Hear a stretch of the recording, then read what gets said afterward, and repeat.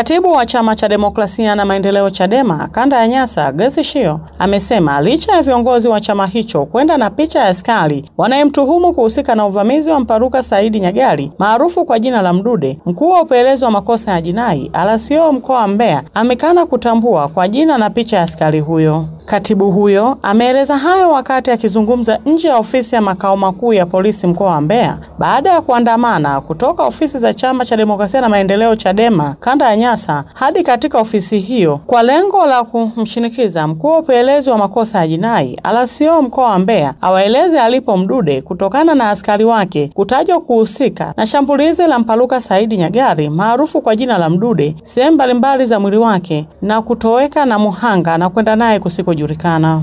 Kutoka kwenye ofisi ya RCO hatujaweza kutoka na majibu zaidi ya sisi kumpa hizi taarifa za kwamba mtu anaitwa Shabani askari huyu na mwingine Vedatus ambao wote wanafanya kazi katika ofisi yake wanahusika na hili tukio. Yeye amesema hamtambui huyo Shabani, amesema hamtambui huyo Vedatus. Kwa hivyo ametuachia sisi wananchi popote pale wa Tanzania. Picha ya Shabani imeweza kuonekana kwenye mitandao. Bahati nzuri huyo mwanachama wetu aliyezungumza naye amethibitisha kwamba huyu ndio Shabani ninayezungumza naye, nina namba yake ya simu, ndiye aliyekuja na Vedatus kuniomba nimpeleke kwa Mdude. Kwa hivyo hiyo picha itatembea kwenye mitandao. Tutawaomba Watanzania, tutawaomba askari kwenye vituo mbalimbali huko, kwa sababu huenda akahamishwa, huenda akapelekwa popote, lakini hata mlioko nje ya nchi, popote ambako mtamuona Shabani amebeba majibu ya Mdude alipo. Kwa hivyo sisi kwa sasa nikihesabu ni masaa karibu 38 toka Mdude anyamaze, mke wake asisikie sauti ya Mdude kuomba msaada wala kuzungumza chochote. Kwa hivyo huyu Shabani ana majibu na anaitwa Shabani Shalo, ana majibu ya wapi alipo Mdude. Ni masaa 38 yamepita. Kwa dimbwi la damu tuliloliona nyumbani kwa Mdude, kila sekunde inayozidi kwenda sisi tunabaki na mashaka. Mke wa Mdude amekuja hapa, yuko na mtoto mgongoni, mtoto kama nilivyosema wa mwaka. Hatuna majibu. Anakuja kuuliza chama, mume wangu yuko wapi? Tumeingia naye kwa RCO hana majibu. Kwa hivyo mpaka sasa hivi Watanzania wenzangu, viongozi wenzangu wa Chadema, viongozi wetu taifa, tunaomba tuendelee kutusaidia kumtafuta Mdude kwa hali na mali. Kila dakika inayopita kwetu inapoteza matumaini ya kumpata Mdude, lakini tunawaomba viongozi wa dini, tunaomba tumlilie Mungu, tupige magoti. Tunawaomba ndugu, familia, wapenda amani, wapenda haki, tuweze kumtafuta Mdude, tuweze kuwatafuta na makamanda wetu wengine, kwa sababu kwa kanda yetu ya Nyasa huyu anakuwa ni mtu wa 3 ambaye amepotea ndani ya kipindi cha mwaka mmoja, na hiyo tayari inaleta taswira mbovu kabisa kwenye kanda yetu ya Nyasa, lakini hiyo ni kuunganisha tena na wengi ambao wamepotea katika mikoa na kanda nyingine katika nchi yetu. Kwa hivyo tunaendelea kutoa wito kwa jeshi la polisi, na RPC amejaribu kuzungumza na sisi kama mara 2, amenipigia tena akitaka kufuatilia kwamba tumefikia wapi na RCO, kama tumempata RCO. Nilimwambia tumempata, tuko naye kwenye mazungumzo. Kwa hivyo na yeye anasema anamtafuta, lakini nilimwambia RCO na RPC hatuoni zile juhudi za mtu anayetafutwa, mtu ambaye uhai wake umeshikiliwa na kauzi kadogo, hatufahamu alipo. Nimemwambia RPC tuliona nguvu walioitumia kuzuia maandamano ya Bavicha mwaka jana. Tuliona mabomu yakitembea, tuliona magari makubwa, tuliona risasi, mabomu ya washawasha, mitutu, lakini leo Mdude haonekani, uhai wa mtu, na hatuoni hata gari ikipita, hatuoni chochote, mji umepoa. Ni sisi wanachama tumechukua jukumu la kumtafuta Mdude kwenye mapori, tunaendelea kupita mochwari, tunaendelea kupita kwenye hospitali mbalimbali, vituo mbalimbali, kwenye milima, kwenye mabonde, kwenye mito, tunamtafuta Mdude, na tunaamini na tunalo tumaini bado kwamba Mungu anaweza akaa upande wetu akatupatia Mdude akiwa bado anapumua. Amesema wameamua kufika katika ofisi za makao makuu ya polisi mkoa wa Mbeya baada ya kuona kimya wala jeshi hilo kuhusu taarifa za kutafutwa kwa Mpaluka Saidi Nyagali maarufu kwa jina la Mdude ambaye ni kada wa chama hicho. Kwanza napenda niwape pongezi na niwashukuru sana viongozi wote ambao mmefika kuungana na sisi viongozi wa kanda na kuweza kuja katika ofisi za RPC kutafuta majibu ya yuko wapi Mdude. Kwa hivyo nawashukuru sana viongozi wa majimbo, viongozi wa kata, viongozi wa kitaifa kwa maana baraza la wanawake taifa. Ninawashukuruni wote viongozi wa mkoa, kila mmoja amefanya kazi yake, kila mmoja ameshambulia. Tumejua kabisa kwamba tuko katika vita na nimewaona makamanda kila mmoja amefanya kwa kadri alivyoweza kuhakikisha kwamba tunapata taarifa angalau ndogo inayotusogeza kwenye kufahamu yuko wapi Mdude. Kwa hivyo tumekuwa na muda wa kutosha katika ofisi ya RCO hapa Mbeya, na ni baada ya kumpigia RPC ambaye amesema yupo nje kikazi na ametupa tuzungumze na RCO, na uzuri RCO anafahamu sana hili jambo. Tumekuwa naye pale katika eneo la tukio nyumbani kwa Mdude Nyagali kwa siku ya jana kwa masaa ya kutosha wakati anachukua sampuli akiwa na vijana wake. Kwa hivyo tumefanya mazungumzo marefu, tumejaribu kumsikiliza na yeye kutusikiliza. Ni bahati mbaya kwamba ninakosa maneno mazuri ya kuambia Watanzania, maneno mazuri ya kuiambia familia ya Mdude Nyagali. Mpaka sasa ni kwamba polisi hawana taarifa yoyote. Hakuna taarifa ambayo tumepata inayotusogeza angalau kujua kwamba tutampata Mdude lini na akiwa katika hali gani. Zaidi ya yote ni sisi tumeenda na taarifa, kwa sababu jana tulikubaliana kwamba tukipata sisi kama wanachama, kama viongozi wa chama, tukipata taarifa yoyote tuweze kuileta kwake au kuileta kwa jeshi la polisi kwa ujumla wake ili waweze kuichakata na kutupatia majibu. Kwa hivyo kama chama kwa siku ya jana katika kutafuta kwetu tuliweza kupata na kubaini taarifa za kuwepo kwa mmoja wa mwanachama wetu ambaye alifikiwa na askari polisi wawili. Mmoja akiwa anaitwa Shaban na mwingine akiwa anaitwa Vedatus. Na huyo Shabani alikuwa ndo anaongoza mazungumzo akimtaka kiongozi wetu kamuoneshe nyumbani kwa Mdude, ampeleke nyumbani kwa Mdude. Kwa hivyo yule mwanachama alisema mimi siwezi na sipajui nyumbani anapoishi Mdude.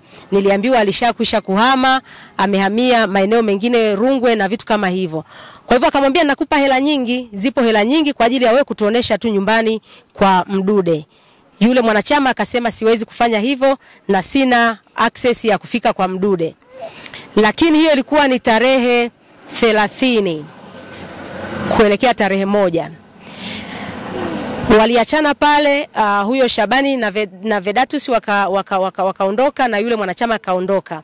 Lakini baada hapo mwanachama alifanya jitihada zake binafsi za kuwajulisha viongozi mbalimbali, na viongozi walimjulisha Mdude kwamba polisi wanakutafuta, lakini wanakutafuta kinyemela, hawakutafuti katika njia sahihi. Na ndio maana Mdude aliweza kuandika ile tweet yake akisema kwamba kama polisi wananitafuta, mimi namba yangu ipo kwa RCO, ipo kwa RPC, wote wana namba zangu, wanipigie kama wananihitaji, nitakwenda kituoni tuweze kuzungumza.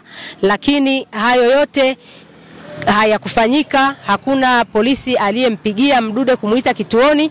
Badala yake watu waliojitambulisha kuwa ni askari walivamia nyumbani kwa Mdude, wakavunja milango na wakamzuia mke wa Mdude chumbani na kisha kufanya uhalifu. Ndani ya dakika moja Mdude akao haisikiki sauti wala pumzi wala chochote, na mke wake anapotoka chumbani anakuta mume wake hayupo, lakini ameachiwa dimbwi la damu ambalo limeenda umbali mrefu. Hadithi hizo na habari hizo tayari mnazifahamu. Kwa upande wake katibu wa chama cha wananchi CUF mkoa wa Mbeya, Ibrahim, amesema kama mtu amekukosea bora umfikishe kwenye vyombo vya kisheria kuliko kumshambulia, huku Josefu Kajigili ambaye ni mwenyekiti wa chama cha Makini akisema kuwa matukio kama haya yanaondoa dhana halisi ya siasa. Kwa majina naitwa Ibrahim Mwakwama, ni katibu wa chama cha wananchi CUF mkoa wa Mbeya.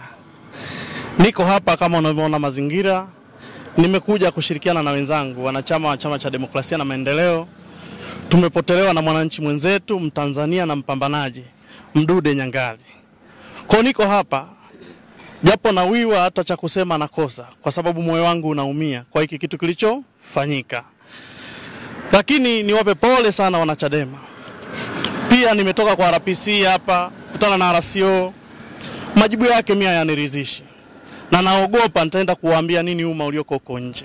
Tutawaambia nini watu ambao wanasubiria majibu yaliyo nyoka. Kwa mimi niseme viongozi wa mkoa wapo, RPC yupo, na jamii zingine zipo. Kwenye hili swala tunaenda kugombana na watu. Kila mtu atimize wajibu wake. Kama mtu anakosa, kama uwezi we kumkamata, wapigie viongozi wa chama, watakuletea. Lakini kwa hiki kilichofanyika kwa Mdude, ile damu iliyomwagika pale, sijajua ni kizazi cha namna gani tunakitengeneza. Sijui, nashindwa hata cha kusema. Watu wananisikia hapa lakini nashindwa cha kusema. Niwape pole sana wanachadema. Leo lipo kwenu wanachadema, lakini kesho lipo kwetu kafu. Kesho kutwa litakuwa kwa wana CCM, kwa sababu mwisho wa siku haya mambo yanaendeshwa kisiasa. Utaua wanachadema wote, utamaliza. Kesho mtaanza kuuana nyinyi wenyewe na CCM.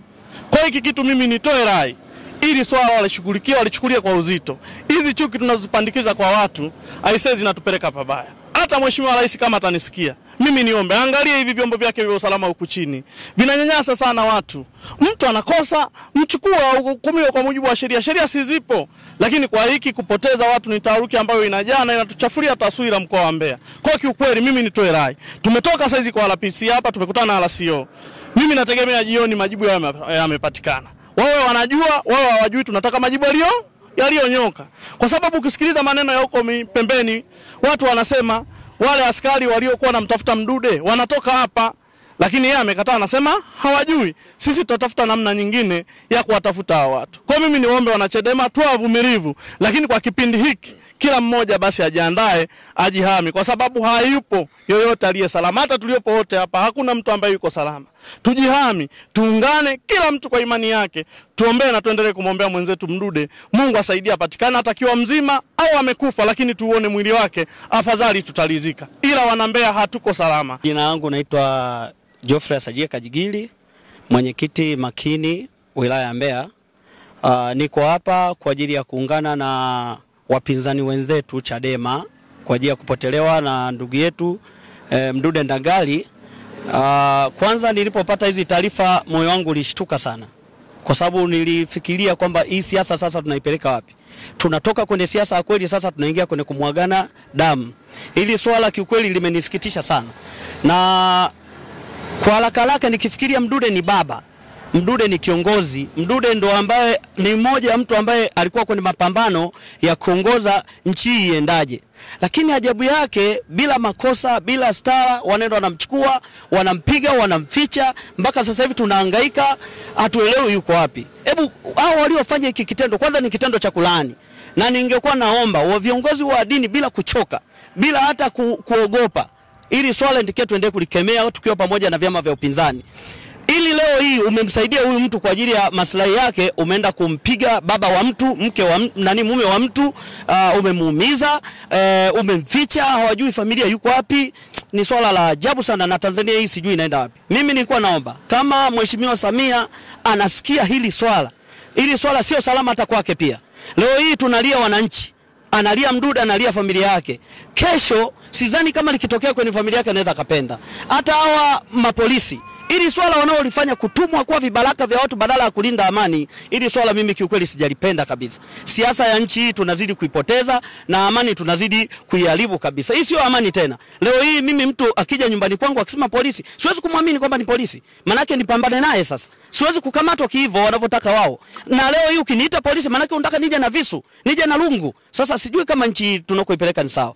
Ninachoomba, kufika jioni wao wametuambia Mdude Nyangali yuko wapi na anafanya nini, na kama ameumia watuletee tumtibu, maana ni ndugu yetu, na kama watuletee sisi tuzike, sio kuficha. Kwanza ni ushamba wanaoyafanya polisi. Mimi niseme tu kwa haya, kwa sababu ya machozi nilionayo, naweza nikaongea vibaya wakasema nimeleta uchochezi. Asante, mimi naomba niishi hapa. Nikiripoti kutoka Mbeya, Jacqueline Mwangama, Kusaga TV.